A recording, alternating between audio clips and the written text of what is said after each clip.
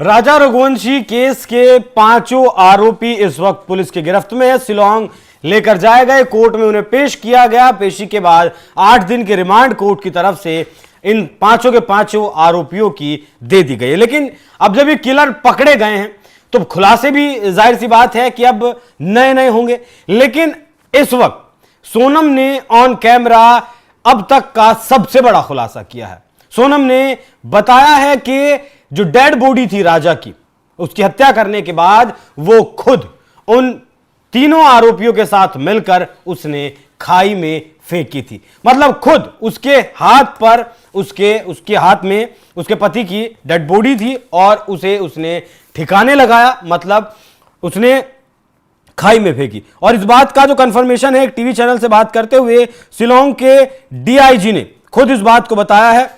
उन्होंने on camera यह बात बोली है कि न सिर्फ 3 कॉन्ट्रैक्टर किलर्स बल्कि खुद सोनम रघुवंशी ने भी राजा की डेड बॉडी उठाकर खाई में फेंकी थी। यह सब एक सोची समझी साजिश का हिस्सा था। मतलब कलेजा चाहिए इस तरीके से जिस शादी को महज 12 से 13 दिन हुए हों, उस पति को जिसके साथ घूमने आई है उसे अपने हाथों से आपके सामने मरवाना और फिर अपने हाथों से उसकी बॉडी को फेंक देना।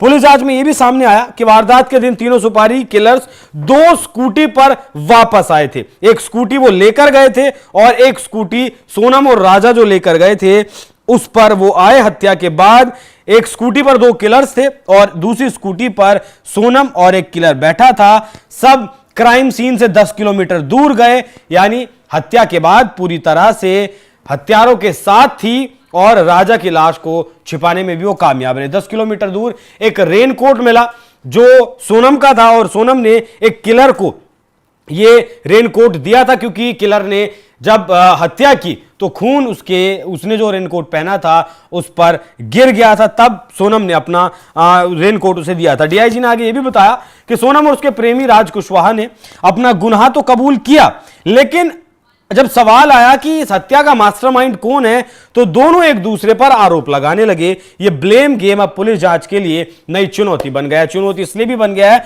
क्योंकि जो इन तीनों किलर्स के पास मोबाइल फोन थे वो गायब हैं। सोनम का फोन गायब है, मतलब इन 4 फोन में से सिर्फ एक फोन मिला है जो राज कुशवाहा ने अलग से इन लोगों को देकर भेजा था। बाकी के जो फोन है जो गुत्थी को सुलझाने में अहम भूमिका निभा सकते थे वो अब तक नहीं मिले हैं। डीआईजी ने on camera, DIG Davis NR. Mark ने ऑन कैमरा बयान में इस जो दिया है उससे ये केस एक अलग दिशा में जाता हुआ अब नजर आ रहा है। लेकिन अब पुलिस के सामने बड़ा सवाल यह है कि मास्टरमाइंड राज कुशवाहा है, सोनम रघुवंशी है, किसने इस पूरी हत्या को प्लान किया है। इससे पहले शिलांग के एसपी ने यह दावा किया था कि मेघालय पुलिस के पास सोनम रघुवंशी और अन्य आरोपियों के खिलाफ बहुत सारे सबूत हैं जो साबित करते हैं कि वो हत्याकांड में शामिल थे। मेघालय पुलिस ने सोनम और उसके प्रेमी राज कुशवाहा का आमना सामना करवाया, जिसके बाद सोनम ने अपनी पति राजा की हत्या की साजिश में शामिल होने की बात कबूल कर ली थी। लेकिन इस कबूलनामे के बाद सोनम ने कहा था कि इस हत्या की मास्टरमाइंड वो नहीं है, इस हत्या का जो मास्टरमाइंड है वो उसका आशिक, उसका प्रेमी राज कुशवाहा है। दरअसल मेघालय पुलिस को ने इस हत्याकांड की गुत्थी को बहुत पहले सुलझा लिया था। पुलिस को यह पता चल चुका था कि वो इंदौर में है। इंदौर में 23 तारीख को अपने पति की हत्या करने के बाद 25 तारीख को वो इंदौर पहुंच चुकी थी। इस बात को पुलिस जान चुकी थी क्योंकि जब पुलिस ने 42 सीसीटीवी कैमरे खंगाले और वो देखे तो उसमें सोनम और राजा के साथ साथ ये 3 हत्यारोपी भी दिखाई दिए थे। लोकेशंस इनके आसपास थी। एक आरोपी की आईडी भी पुलिस ने बरामद की थी, जो आईडी उन्होंने स्कूटी रेंट पर लेने के लिए जमा करवाई थी।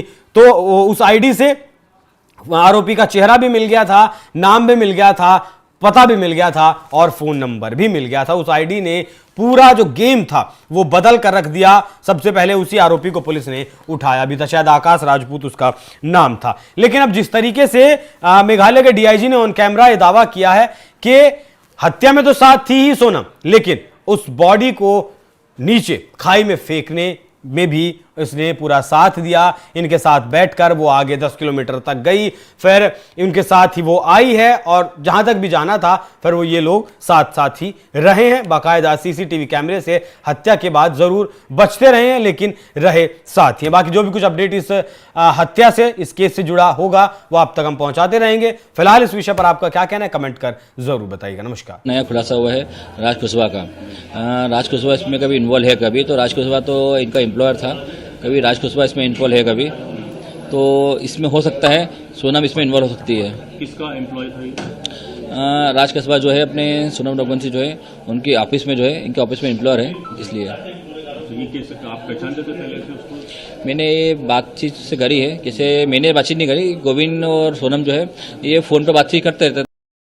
राज और उनके बीच में कहीं अफेयर था जो कि बिना इतना बड़ा, क्योंकि वो दीदी सिर्फ दिखाने के लिए बोलता था। नहीं, वो परमानेंटली हमेशा 24 घंटे सिर्फ दीदी दीदी बोलता था।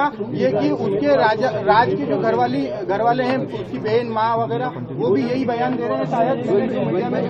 तो दीदी ही बोलता था और दूसरा राखी बांधते थे ये 3 साल से, और मेरे खुद घर में हम दोनों साथ में बैठ के राखी बंधवाई। तो क्यों मारा राजा को? कौन मुझे उसका आइडिया नहीं है। गाजीपुर, जब गाजीपुर वो पहुंची, गाजीपुर में पहुंचने के बाद उसने सबसे पहला कॉल आपको किया। उस कॉल में उसने क्या बताया, क्योंकि लगातार इतने दिनों तक वो गायब थी। पहला कॉल आपको गया गाजीपुर से, क्या बातचीत की, क्या उसने अपराध कबूला था तब? नहीं, उस समय वो सिर्फ रो रही थी, फूट के रो रही थी। क्या भैया मैं यहाँ पे हूँ और ढाबे पे हूँ। मैंने वो ढाबे वाले से बात करी, उससे बात नहीं करी। मैंने ढाबे वाले से बात करी कि भैया इस केस को तुम सिर्फ सोनम रघुवंशी गूगल पे लिखोगे, पूरा केस खुल जाएगा, आप सिर्फ इसको नजदीकी थाने में भिजवा दो।